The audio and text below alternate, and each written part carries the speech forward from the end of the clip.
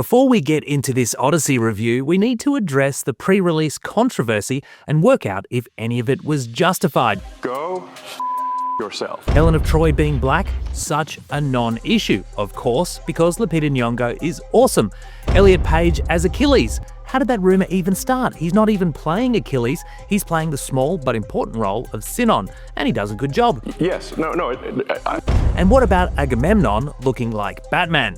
Okay, that criticism is actually pretty legit. I'm Batman. If we had an hour to spare, I could also give you a deep dive on how often Nolan deviated from Homer's 3,000-year-old poem, and how this film blends in other versions of the Odysseus myth. But let's just agree that he's taken some liberties and move on. Because I gotta be honest, a much bigger issue is that the Odyssey was a bit disappointing. It didn't make me feel anything other than admiration for Christopher Nolan as a filmmaker. But the director's work is just so good that even this movie, which, let's be real, would not even make it into his top 5 films, will still be a major contender for Best Picture at the Academy Awards next year. And talking about the Oscars, pencil in Anne Hathaway for a Best Actress nomination for playing Penelope. She absolutely slays. Matt Damon. As Odysseus will probably also get a nom, but he can thank Nolan for leaving out some of the more problematic stuff the character did. You know, like hooking up with Calypso, played by Charlize Theron, hooking up with Circe, played by Samantha Morton, and ordering the killing of 12 maids, which is not really a great look for a hero, is it? Bringing it all. The end result is a movie that kind of feels like what you'd get if you cross Dune with Percy Jackson. And is just me, or does the score include a section that sounds suspiciously similar to the theme from Interstellar?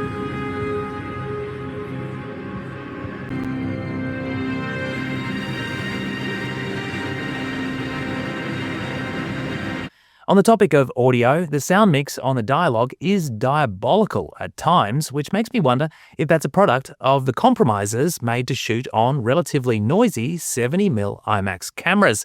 And does using this premiere format deliver a payoff with incredible visuals? Yeah, I guess, but certainly not the wow factor I was expecting. To be clear, my expectations were through the roof because the movie mirrors the first 4 books of Homer's epic, which focus on Odysseus' teenage son, Telemachus, played by Tom Holland, as he figures out how to navigate a dangerous situation in the continued absence of his father. While all the other heroes of the Trojan War have long since returned, Odysseus is still missing years later and is presumed dead, especially by a legion of suitors hoping to force his wife Penelope to remarry. The suitors, led by the conniving Antinous, played by Robert Pattinson, would also love to knock off Telemachus, heir to the throne of Ithaca. But the kid decides to risk his life on a mission to find out if his old man is still alive. Talking about Odysseus, the smartest bloke in the Greek army and architect of the whole Trojan horse business is stranded on the Isle of Calypso, where he's been living in a blissful state of amnesia brought on by the overconsumption of the lotus flower. Yes, this is a bastardization of the OG poem, and his dealings with Circe a bit later also differ from the poem, but I guess thematically on point. But can I just say that Samantha Morton is unreal in the role of Circe, and the body horror of her terraforming Odysseus' men into swine is wild. As a metaphor for PTSD, the film, like the poem, is unmatched, and the score by Ludwig Göransson is very, very good. Homer's poem has a non-linear structure, which must have been music to Nolan's ears, and it's no surprise he handles that aspect with ease. He seems less confident, though, juggling the supernatural with grounding the movie in reality, and there are some awkward moments where the film seems stuck between fantasy and real life.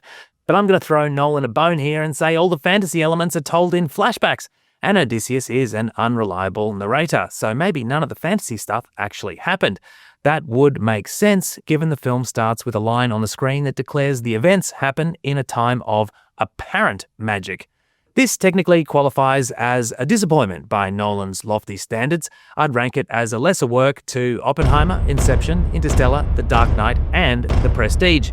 But in saying that, The Odyssey is nonetheless a stunning technical achievement. It gets 3.5 stars. Go yourself.